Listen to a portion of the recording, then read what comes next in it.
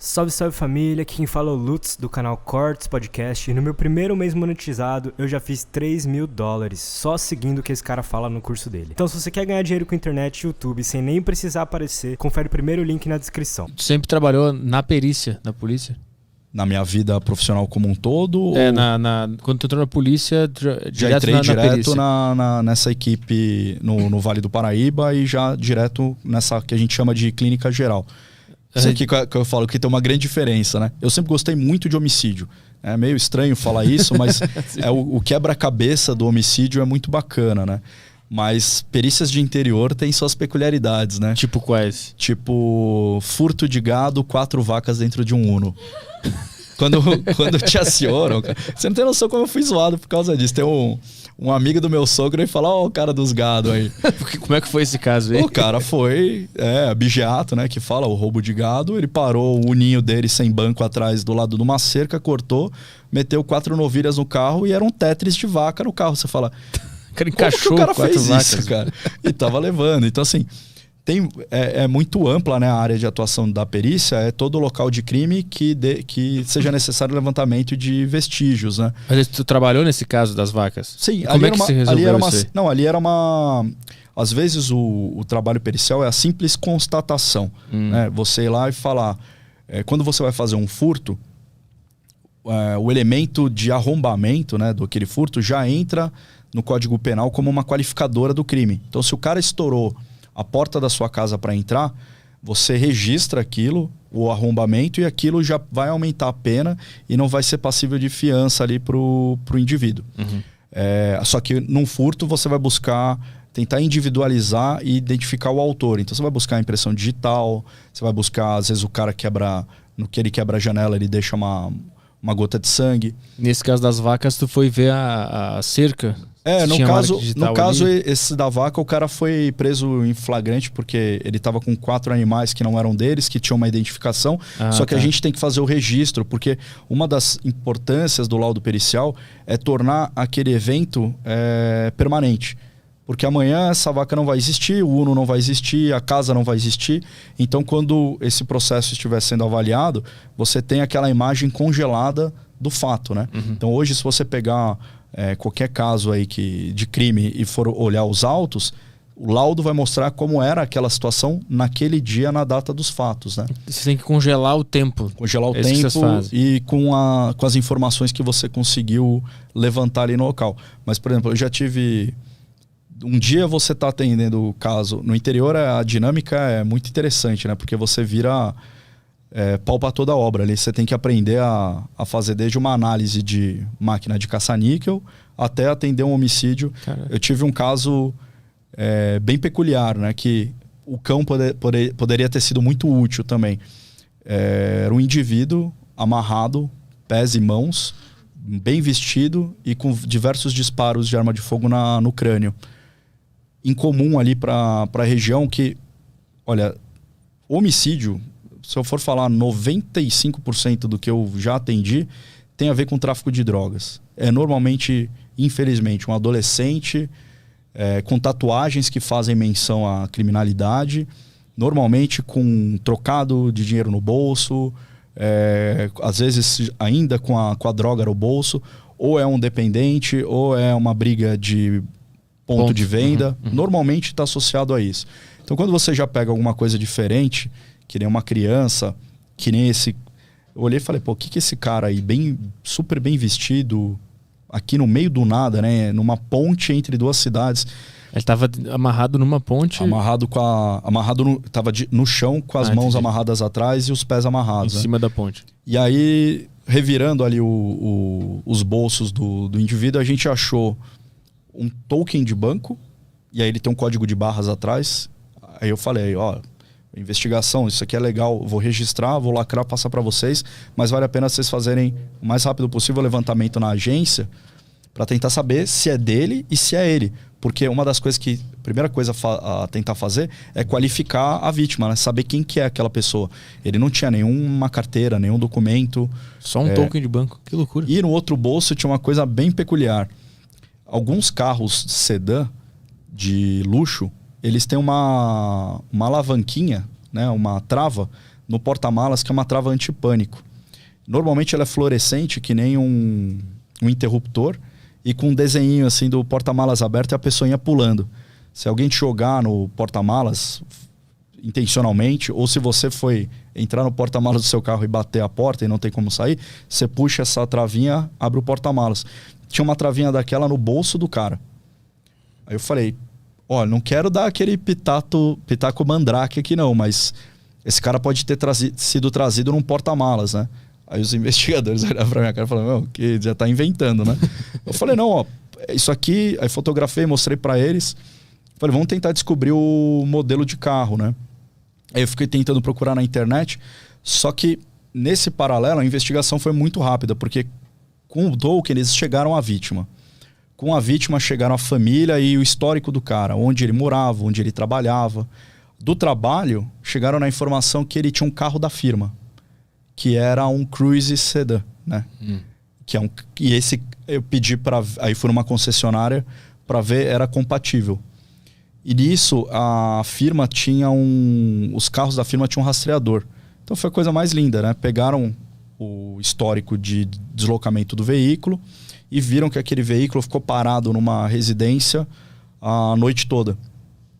E aí, no desenvolver da investigação, descobriram que aquele cara, que era casado, tinha família, ele tinha uma meninota lá que ele saía, e essa menina tinha um namoradinho traficante. Putz. E aí pegaram, levaram o cara para casa, depois levaram no porta-malas e executaram o cara. Estavam tentando tirar dinheiro dele. Acharam o carro, e aí seria interessante um trabalho com os cães, porque foi feito o luminol no porta-malas desse veículo. Quando a investigação vai fazer a oitiva desses suspeitos, né? Eles normalmente separam e vão buscando informação e vão fazendo um joguinho, né? Um deles falou, putz, a gente estava levando ele no porta-malas, só que estranhamente o porta-malas abriu mais de uma vez e a gente teve que jogar o cara para dentro de novo. Então assim, esse cara, a vítima, ele conseguiu de alguma forma destravar o porta-malas e tentar sair. Por isso que ele estava com a chavinha no bolso. Mas naquele momento eles já estavam indo desovar. E não tinha sangue do cara. Ele foi morto, ele só recebeu os disparos lá na ponte lá mesmo. Na ponte. Caralho, isso com quanto tempo de polícia tu pegou esse caso? Puta, meses. Meses? Tu lembra do teu primeiro caso? Ai, pior que eu tava dando uma olhadinha. Não, foi algum furto... Foi algum furto normal, mas eu lembro do primeiro homicídio. Um homicídio desses que eu falei, corriqueiros ali de um adolescente na rua, com um disparo, que às vezes tem pouquíssima materialidade. É muito mais um trabalho para investigação depois. Porque às vezes o disparo é feito com um revólver. Um tiro na região da cabeça. Então o revólver ele não ejeta o estojo. O estojo ele te dá a informação da munição, do tipo de arma. Você depois consegue ter uma noção da posição do atirador, né? Para onde cai esse estojo. E às vezes não, você só tem lá o indivíduo caído, a lesão, e ao redor você não consegue levantar muita materialidade. Então tem locais que são super complexos. Eu tive um local bem complexo e também bem peculiar, que eu falo, o que faz um local ser grande é o quanto a mídia ataca aquele local. Porque o crime em si, ele sempre vai ser pesado, né? A ceifar a vida de alguém sempre vai ter. Aí você pega a conotação geral ali, o que aconteceu. Então, era um pai que não aceitou o fim do relacionamento. Ele dopou a filha e a ex-mulher, levou para dentro do quarto da casa dessa família, né? Ele já não morava mais lá. E ele vedou a porta e as janelas com um pano molhado por baixo da porta. Ele teve uma luta corporal, ele estava com a cara toda machucada, né, de unhada, e a vítima estava com o pescoço todo arranhado. E ele fez uma mini churrasqueira no quarto. Ele colocou uma assadeira com pedaços de carvão, jogou thinner e colocou fogo. Né? Mais do que o gás carbônico presente no ambiente, o monóxido de carbono, quando ele se liga com a hemácia, ele tem uma afinidade maior que o próprio oxigênio. Então é quase irreversível. Então eles têm uma morte que não é bem uma asfixia, é uma intoxicação por monóxido de carbono. E tem até umas lesões que é uma alteração de cor, né? Que a pessoa fica com uma cor meio rósea. E aí é muito pesado você pensar isso, né? O cara levou uma filha ali acho que ela tinha 9 anos. Você arrecada as peças ali no local. Então, por exemplo, tinha os celulares, tinha o comprimido as cartelas de comprimido estavam ali no quarto, a porta trancada pelo lado de dentro, a toalha tapando a porta, que na hora que você abre, ela varreu ali o chão estava cheio de fuligem. Aí você percebe que as narinas estavam cheias de fuligem, então aquelas pessoas estavam respirando e inalaram aquela fuligem, elas não estavam mortas enquanto a fumaça... E aí, das peças arrecadadas, né, eu mando pro meu núcleo, e aí uma colega depois falou que a menina ela estava tentando mandar mensagem pro 90 por SMS. Caramba. Que não existe SMS para o 90 pedindo socorro do que estava acontecendo, então ela provavelmente estava semi-acordada ainda enquanto havia violência entre o pai e a mãe e a fumaça tomando conta do quarto. Mas o pai se matou junto, é isso? Se matou Ele junto. Ficou junto no quarto. Todos os 3 estavam lá. Caralho, e onde foi isso? É uma cidadezinha de interior, lá de Cruzeiro mesmo, da região. Caralho, tem muito caso assim lá pro interior que a gente não tem muita notícia, né? Fica focado mais na capital e tal. Tem, inclusive, assim, acho que uma coisa que acontece muito, né? A gente até tá agora, né, no Setembro Amarelo, são casos de suicídio. Eu não tinha a menor ideia da quantidade de suicídio que existe no dia a dia, porque não é um fato muito exposto, né, por imprensa. Existe uma ética ali para você não fomentar. Mas é assustador. E um dos meus questionamentos, né, como perito, era por que Setembro Amarelo, né? Se a casuística que eu mais vi é impressionante. Ali na semaninha Natal e Ano Novo, pelo menos na região que eu trabalho, historicamente sempre foi muito intenso. Caramba. Eu não sei se é aquele momento que é o momento família, é o momento da virada de ano, é o momento do recomeçar. A pessoa não se sente amparada naquilo, ela não tem vontade mais de viver e acaba ceifando a própria vida. Mas tem muito suicídio. E como é que chega o chamado de um suicídio para a polícia? Alguém passa, alguém vê? Alguém chega em casa? Familiar que chega, ou alguém vê na rua, né? Eu já peguei um, por exemplo, que o rapaz calmamente parou, calmamente, né? Não estava ali no momento, mas pelo que ele arrumou, porque ele tinha uma cadeira de escritório de rodinha que ele tinha levado provavelmente no porta-malas do carro. Tava um carro bom, né? Estacionado numa estrada de terra, com essa cadeira junto a um montinho de terra do lado de uma árvore, e aí ele se enforcou naquela árvore. Então, para algum coitado, que foi o primeiro que passou ali pelaquela estrada, eu lembro lá um professor meu, fiz veterinária lá na USP, e aí ele comentou que nos longos anos de aula que ele deu na cidade universitária, que não era incomum. Inclusive, no meu primeiro ano, né, eu entrei na veterinária no ano 2000.